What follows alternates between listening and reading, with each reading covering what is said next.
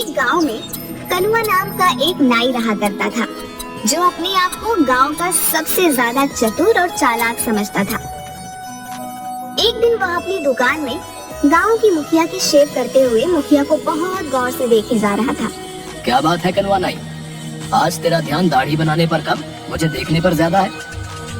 कितनी बार कहा है आपसे मुखिया जी कि मुझे सिर्फ कनुआ कहा कीजिए, मेरे नाम के आगे नाई मत लगाया करिए। क्यों, अपने नाम के आगे नाई लगाते हुए तुझे शर्म आती है क्या? ऐसी बात नहीं है मुखिया जी, लोग अपने नाम के आगे अपनी जाति लगाते हैं, अपना पेशा नहीं। अबे ये क्यों नहीं कहता कि तुझे अपने नाम के आगे नाई लगाते हुए शर्म आती है? तू एक नाई है, तेरा बाप भी एक नाई था, यहाँ तक कि मैं तेरे दादा को भी जानता था, वो भी नाई थे। तू एक खानदानी नाई है, इसलिए तेरी पहचान तेरे काम से ही होगी। अगर तुझ में कोई काबिलियत है तो छोड़ दे ये काम और कर कोई और काम, लेकिन अपने काम को लेकर कैसी शर्म। अब आपको क्या बताऊं मुखिया जी, मुझे मेरे इसी पेशे से कितनी परेशानी उठानी पड़ रही है, मैं आपको बता नहीं सकता। कैसी परेशानी? मेरी उम्र 40 वर्ष की हो चुकी है, लेकिन कोई भी लड़की मुझसे विवाह करने के लिए तैयार ही नहीं। हाँ मुझे पता है, क्योंकि तुझे लड़की सुंदर चाहिए, जबकि तूने कभी अपनी शक्ल आईने में नहीं देखी।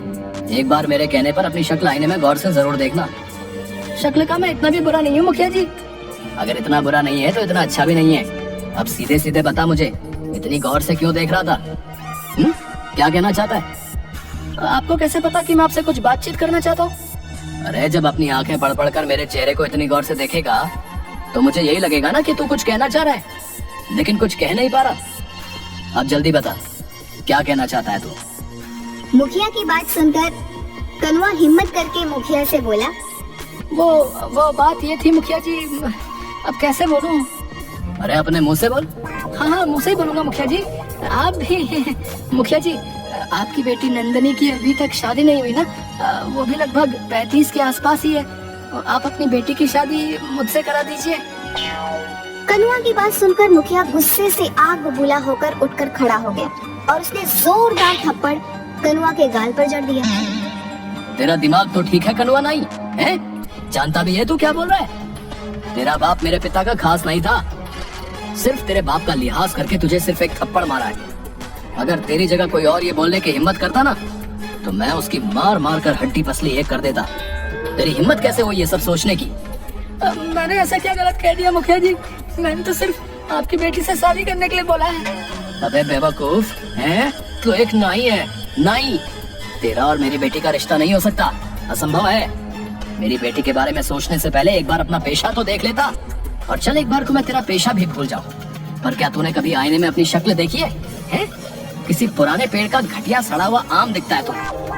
इतना कहकर मुखिया गुस्से से बाहर चला गया। मुखिया की बात कनुआ को बिल्कुल भी पसंद नहीं आई। तू है मुझ पर, अरे अगर मैं नाई हूँ तो इसमें मेरी क्या गलती है? क्या मेरे कोई अरमान नहीं है, मेरे को सपने नहीं है? ये गाँव का मुखिया अपने आप को समझता क्या है? नहीं रहना मुझे इस गाँव में, और नहीं करना मुझे अब ये नाई का धंधा। अब तो मैं किसी जमींदार की बेटी से ही विवाह करूंगा और अब इस गांव में कुछ बनकर ही लौटूंगा। हाँ। अगले दिन कनुआ ने अपनी नाई की दुकान बंद कर दी और नए धंधे की तलाश में वो दूसरे गांव की ओर चल दिया। वह जंगल के रास्ते में ही था कि तभी उसके कानों में एक साधु की आवाज टकराई। आगे मत जाना बेटा, आगे एक शेर बैठा हुआ है। तुम्हारा दिमाग तो ठीक है साधु, शेर घने जंगलों में होते हैं। मैं कोई मामूली साधु नहीं हूँ, यकीन नहीं आता तो कुछ देर मेरे पास बैठ जा। कनुआ साधु के पास बैठ गया। कुछ ही देर में एक शेर दहाड़ता हुआ आकर उन दोनों को घूरने लगा। साधु जी, ये शेर तो हम दोनों को खा जाएगा, आपने तो मुझे मरवा दिया। चिंता मत कर, जब तक मैं तेरे साथ हूँ शेर तेरा कुछ नहीं करेगा, कुछ देर में चला जाएगा। कुछ देर बाद जंगल की ओर चला गया। आप तो वाकई बात पहुँचे हुए। साधु रहस्यमयी अंदाज में मुस्कुरा कर बोला, मैं जानता हूँ कि तू एक नाई है और नाई का धंधा छोड़कर तू दूसरे धंधे की तलाश में दूसरे गांव जा रहा है ताकि कुछ बनकर अपने गांव लौटे। आप तो अंतर्यामी भी निकले बाबा, मेरी मदद कीजिए। क्या चाहता है तू? मैं बड़ा आदमी बनना चाहता हूँ। मैं चाहता हूँ कि मेरा विवाह किसी बड़े परिवार की कन्या से हो, लेकिन मेरे काम को देखते हुए कोई भी बड़ा परिवार अपनी बेटी का विवाह मुझसे नहीं करता। इसीलिए मैंने अपना गांव छोड़ दिया, क्योंकि वहाँ सब मुझे नाई नाई बोलकर ही पुकारते हैं, और इसी वजह से मैं 36 वर्ष तक की उम्र में कुंवारा हूँ। ठीक है, मैं तेरी मदद करने के लिए तैयार हूँ। लेकिन मैं तुझे अपनी मायावी शक्ति से धन दौलत तो नहीं दे सकता। मैं आपकी बात का मतलब नहीं समझा। मैं तुझे एक शक्ति दे सकता हूँ। कैसी शक्ति साधु जी? तू जिस किसी भी व्यक्ति को कुछ देर तक गौर से देखेगा तो तू उस व्यक्ति का कुछ देर बाद भविष्य देख लेगा। दूसरों का भविष्य देखने से मुझे क्या फायदा होगा? खुद को बहुत चतुर समझता है ना, तो अपनी चतुराई से इस शक्ति का फायदा उठा ले। मगर याद रखना, अगर तू मेरी दी हुई शक्ति का फायदा अपनी चतुराई से उठाने में कामयाब हो जाता है तो ये कभी मत भूलना कि तेरा अतीत क्या था। क्या मतलब? मतलब कि तू एक नाई था। और हाँ, मेरी दी हुई शक्ति का प्रयोग तू सिर्फ अपने जीवन में 2 बार कर सकता है। इतना कहकर साधु मुस्कुराता हुआ वहाँ से चला गया। कनुआ एक दूसरे गांव में चला गया। वो सुबह से लेकर शाम तक गांव वालों को देखता रहा कि तभी उसकी नजर गांव में बनी एक कोठी पर पड़ी। वो कोठी उस गांव के जमींदार रमेश की थी। रमेश अपनी कोठी के बाहर एक शहरी व्यक्ति से अपनी एक जमीन का सौदा कर रहा था। कनुआ उस जमींदार को गौर से देखने लगा। कुछ देर बाद गौर से देखने के बाद कनुआ की आंखों में चमक आ गई। वह दौड़ता हुआ जमींदार के पास चला गया। इस सौदे को रोक दीजिए जमींदार साहब, ये सौदा आपके लिए सही नहीं है। कौन हो तुम और ये कैसी बातें कर रहे हो तुम? कहीं तुम पागल तो नहीं हो गए? तुम जानते भी हो कि ये सौदा करोड़ों का है। मेरा नाम कनुआ है। मैं कुछ दिन पहले ही विदेश से हिंदुस्तान आया था, मगर ट्रेन में मेरा किसी ने पासपोर्ट, मेरे सारे पैसे सब चुरा लिए। तब से मैं ऐसे ही उस चोर को पकड़ने के लिए भटक रहा हूँ। देखिए, मैं भी एक बहुत बड़ा बिजनेसमैन रहा हूँ और मेरी नजर ये बता रही है कि आपके सामने ये जो व्यक्ति बैठा हुआ है ये धोखेबाज है। कनुआ की बात सुनकर रमेश की आंखों में क्रोध झलकने लगा। तू तो ये कहना चाहता है कि तू विदेश से पढ़कर आया है तो तू ज्यादा चालाक है और मैं गांव का हूँ तो मुझे कोई अकल नहीं है, हैं? तभी रमेश की पत्नी अनीता अपने पति से बोली, अरे एक बार फोन करके पता करने में क्या हर्ज हो सकता है कि इसका अंदाजा सही हो। सोचिए, अगर इसकी बात कुछ प्रतिशत भी सही निकली तो आप तो सड़क पर आ जाएंगे। अपनी पत्नी की बात सुनकर रमेश सोच में पड़ गया। वह तुरंत फोन लगाकर किसी से बात करने लगा। अचानक रमेश के चेहरे पर गुस्सा झलकने लगा और जो व्यक्ति रमेश के सामने बैठा हुआ था वो वहाँ से भागने लगा। पकड़ो इसे, ये फ्रॉड है।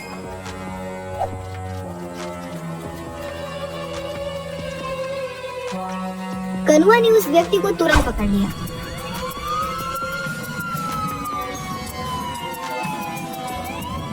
रमेश ने उस व्यक्ति को पकड़कर पुलिस के हवाले कर दिया। रमेश नहीं जानता था कि कनुआ ने उसका भविष्य देख लिया था, कि भागने वाला व्यक्ति भविष्य में रमेश के साथ धोखा करने वाला था।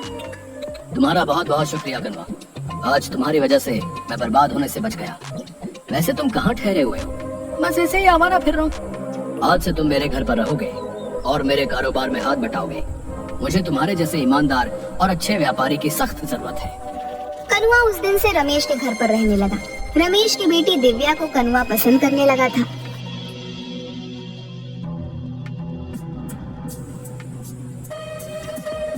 एक दिन रमेश अपनी बेटी के साथ कार से शहर जा रहा था कि तभी कनुआ बोला, कहाँ जा रहे हैं आप? अभी कुछ देर पहले बताया तो था, मुझे शहर में कुछ काम है और इसी बहाने दिव्या को कुछ शॉपिंग भी करा दूंगा। आज मत जाइए, कल चले जाइएगा। आज मुझे कुछ ठीक नहीं लग रहा। ये कैसी बातें कर रहे हो तुम? मेरा शहर जाना आज बहुत जरूरी है, तो अपने उस जरूरी काम को कल निपटा लीजिएगा। कनुआ, तुम व्यापारी अच्छे हो, लेकिन अब तो तुम ऐसे बातें कर रहे हो जैसे कि तुम फ्यूचर देख सकते हो और तुम्हें पहले से ही आभास हो गया है कि आज मेरे साथ कुछ सही नहीं होने वाला। रमेश की बात सुनकर कनुआ बुरी तरीके से घबरा गया। सच तो यही था कि कनुआ ने रमेश का भविष्य देख लिया था। वो जानता था कि कुछ देर बाद रमेश का एक्सीडेंट हो जाएगा। रमेश की पत्नी अनीता रमेश से बोली, आप कनुआ की बात मान क्यों नहीं लेते? अपने जरूरी काम को कल कर लीजिएगा। नहीं अनीता, मेरा आज जाना बहुत जरूरी है।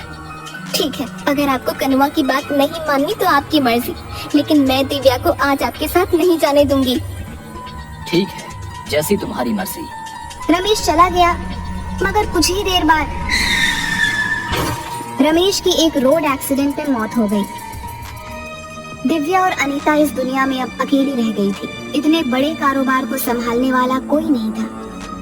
कुछ दिनों बाद अनीता कनुआ से बोली, मेरे पति के जाने के बाद अब इतने बड़े कारोबार को कौन संभालेगा? मैंने और मेरे पति ने सोचा था कि सारा का सारा कारोबार दिव्या के पति के हवाले कर देंगे और हम दोनों तीर्थ पर चले जाएंगे, लेकिन वो ये दिन देख न सके।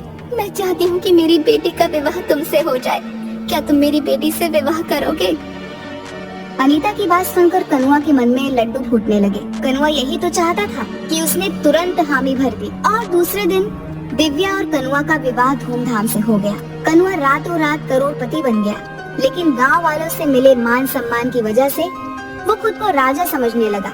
एक रोज रात के वक्त कनुआ अपनी पत्नी से बोला, देखो तुम मेरी पत्नी हो तो ये तुम्हारे लिए बहुत बड़ी खुशनसीबी की बात है।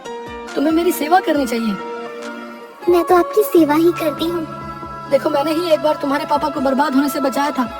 अगर मैं ऐसा नहीं करता तो वो उसी दिन सड़क पर आ जाते। अच्छा, मेरे पैरों में बहुत ज्यादा दर्द है, मेरे पैर दबा दो। कनुआ की बात सुनकर उसकी पत्नी उसके पैर दबाने लगी।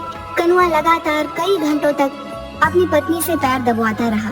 थकान से जैसे ही उसकी पत्नी की आंख झपकी, कनुआ तुरंत बोला, जब तक मैं न कहूँ तब तक तुम्हें रुकना नहीं है। हाँ, इसके बाद तुम्हें मेरा सर भी दबाना है। उस दिन के बाद कनुआ अपनी पत्नी से रोज रात भर पैर दबाता। एक रोज दिव्या परेशान होकर अपनी माँ से बोली, इन्होंने तो मेरा जीना हराम कर रखा है। रोज रात भर ये मुझसे कभी पैर कभी सर दबाते हैं, मैं सो नहीं पाती। बेटी लेकिन तू चिंता मत कर, मैंने सुना है कि यहाँ एक बहुत पहुँचे हुए साधु आए हैं जो सबकी मुसीबतें दूर कर रहे हैं। कल मैं तुझे चुपके से उन्हीं के पास ले चलूंगी। अगले दिन दिव्या की माँ अपनी बेटी को उन्हीं पहुँचे हुए साधु के पास ले गई। क्या हुआ बेटी? मेरे पति मुझसे प्यार नहीं करते, मुझसे गुलामों की तरह व्यवहार करते हैं। तुम्हारा पति क्या करता है? दिव्या ने सारी बात साधु को बता दी। दिव्या की बात सुनकर बाबा रहस्यमयी अंदाज में मुस्कुराते हुए दिव्या से बोले, जाओ कल किसी बहाने से अपने पति को मेरे पास भेज देना। क्या वो सुधर जाएंगे? हाँ, मैं अपनी तंत्र मंत्र की शक्ति से उसे बिल्कुल सही कर दूंगा। कल के बाद वो तुम्हारी किसी भी बात से इनकार नहीं कर पाएगा। दिव्या और उसकी माँ खुश हो गई। अगले दिन दिव्या अपने पति से बोली, सुनिए जी, सुना है गांव में बहुत पहुँचे हुए ज्ञानी बाबा आए हैं, आप उनसे मिलकर क्यों नहीं आते?